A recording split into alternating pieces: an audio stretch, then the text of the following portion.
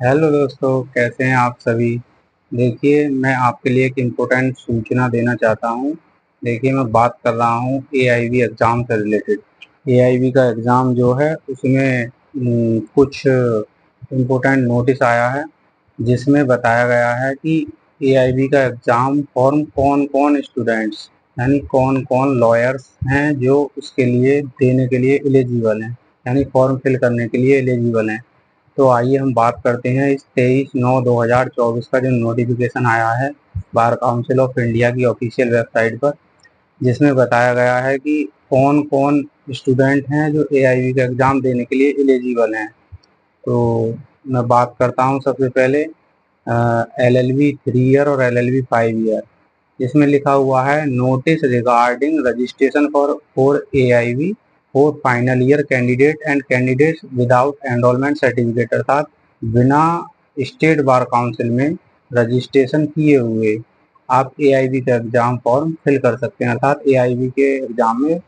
Appear हो सकते हैं। तो ये ऑफिशियल वेबसाइट से आ चुका है। तो आपके लिए अब ये खुशखबरी है कि आप बिना बार काउंसिल में रजिस्ट्रेशन कराए हुए भी एआईबी एग्ज़ाम दे सकते हैं। लेकिन उसके लिए क्या करना होगा, तो उसके लिए बीसीआई यानी बार काउंसिल ऑफ इंडिया ने एक अंडरटेकिंग फॉर्म जारी किया है, जो मैंने अपने व्हाट्सएप ग्रुप में डाल दिया है और मैं इसके डिस्क्रिप्शन में भी डाल दूंगा। तो इस अंडरटेकिंग फॉर्म में जो स्टूडेंट अपियरिंग में हैं और जो रजिस्ट्रेशन नहीं कराए हैं या जिनके पास डिग्री नहीं है, तो वो सभी इस अंडरटेकिंग फॉर्म को फिल करके उस फॉर्म में जिसके पास रजिस्ट्रेशन नंबर नहीं है, अर्थात स्टेट बार काउंसिल में रजिस्ट्रेशन नहीं कराया है, तो इस अंडरटेकिंग फॉर्म को भरकर और उसमें अपलोड उसकी ऑफिशियल वेबसाइट पर जब रजिस्ट्रेशन करेंगे तो उसमें अपलोड कर सकते हैं। तो इस फॉर्म में कुछ इम्पोर्टेंट इंफॉर्मेशन लिखी हुई है, तो मैं उसके लिए बता दूं इसमें ऐसा क्या लिखा हुआ है। तो इसमें नीचे नोट करके लिखा हुआ है, all such candidates who are in the final year and final semester of their 3 years और 5 years integrated LLB degree course must attach their self attached and scanned not click for phone mobile phone, यानी जो undertaking form upload करना है वो mobile से scan करके नहीं होना चाहिए, वो कंप्यूटर लैपटॉप से यानी उससे प्रिंटर से स्कैन किया हुआ होना चाहिए। यानी स्पेशल इन्होंने लिखा है इसके लिए कि नॉट क्लिक्ड फॉर मोबाइल। फिर लिखा है मार्कशीट फॉर ईच सेमेस्टर, यानी जितने भी सेमेस्टर की मार्कशीट आपके पास अवेलेबल है, सारे सेमेस्टर की मार्कशीट आपको मोबाइल से स्कैन कर कर नहीं अपलोड करना है। हो सकता है आपका फॉर्म रिजेक्ट भी हो सकता है, जिससे आपकी जो इतना फीस गई है हो सकता है आप अपियर भी नहीं हो पाए। फिर आगे लिखा है in case of 3 year LLB degree course marksheet और of semester first to semester fifth, and in case of 5 year LLB integrated degree course marksheet of semester first to semester ninth in the prescribed form undertaking, यानी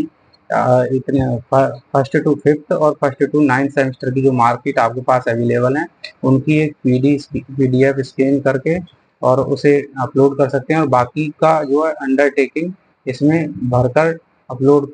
कर सकते हैं। फिर लिखा हुआ है नीचे all such candidate who have passed the LLB degree course but have not yet obtained their law degree must attach their self attached and scan not click for mobile all their marksheet, अर्थात LLB 3 year और 5 year के appearing के student के अलावा भी उन लोगों के लिए खुशखबरी है कि जिनके पास एलएलबी की मतलब एलएलबी कंप्लीट तो हो चुका था लेकिन स्टेट बार काउंसिल में रजिस्ट्रेशन नहीं कराया था, या फिर उन लोगों के पास डिग्री नहीं प्राप्त हो पाई है, यानी सारे सेमेस्टर की मार्कशीट तो आ गई हैं लेकिन अभी तक डिग्री नहीं आ पाई है। तो ऐसे स्टूडेंटों के लिए भी लिखा गया all such candidate who have passed the LLB degree course but have not yet obtain their law degree must attach the self attach and scan not click mobile for all the marksheet, यानी सारी मार्कशीटें बिना mobile के यानी printer से scan करके और undertaking लगाकर इस फॉर्म के साथ अपलोड करनी है। तो ये आपके लिए बहुत ज़रूरी सूचना है और आपके लिए एक तरीके से खुशखबरी भी है। कि आप जो है इस अंडरटेकिंग फॉर्म को जिसके पास मार्कशीट नहीं है, रजिस्ट्रेशन नहीं है, बिना रजिस्ट्रेशन यानी registration means without state bar council registration के भी आप ऑल इंडिया बार एग्जाम दे सकते हैं। लेकिन अब तक ये था कि जब तक आप किसी भी स्टेट बार काउंसिल में रजिस्टर्ड नहीं हैं, अर्थात आपको एक registration number state bar council ने अलॉट नहीं किया है, तब तक आप एआईबी यानी बार काउंसिल ऑफ इंडिया के एग्जाम में अपीयर नहीं होते थे। लेकिन इस ईयर से, आज के नोटिफिकेशन से, जो बार काउंसिल ऑफ इंडिया ने इशू किया है 23/9/2024 में, इसमें साफ साफ लिखा गया है कि आप अंडरटेकिंग फॉर्म जो इन्होंने ऑफिशियल वेबसाइट पर अपलोड किया है, उस अंडरटेकिंग फॉर्म को भर सकते हैं कि हमारे पास क्या क्या चीज़ है और क्या क्या चीज़ नहीं है। उसे अपलोड करने के साथ साथ आप फिर एआईबी के एग्ज़ाम में अपीयर हो सकते हैं, और आपके लिए शुभकामनाएं। और हाँ, मैं एक बात और बता दूं,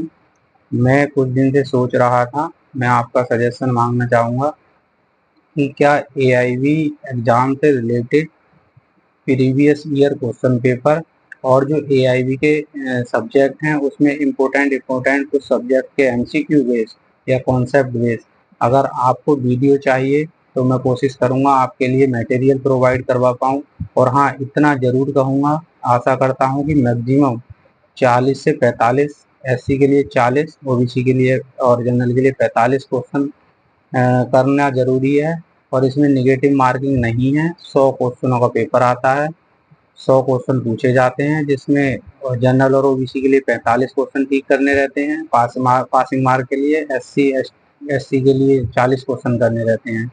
तो इतना जरूर कहूँगा कि जो मटेरियल मैं प्रोवाइड करवाऊँगा उस मटेरियल से 50% मानकर चलो क्वेश्चन आ ही जाएंगे। तो आप बताना आपको कैसा लगता है, और अगर हाँ कोई सजेशन हो तो आप मुझे ज़रूर शेयर करें, मैं कोशिश करूँगा कि उससे संबंधित कुछ जो है सुधार किया जाए। और तब तक आप फॉर्म ऑनलाइन कीजिए, आपके लिए शुभ संकेत है, हो सकता है आपका एआईबी फॉर्म फिल हो जाए और आप जो है अच्छे से एग्ज़ाम क्लियर कर पाएँ। थैंक यू, धन्यवाद।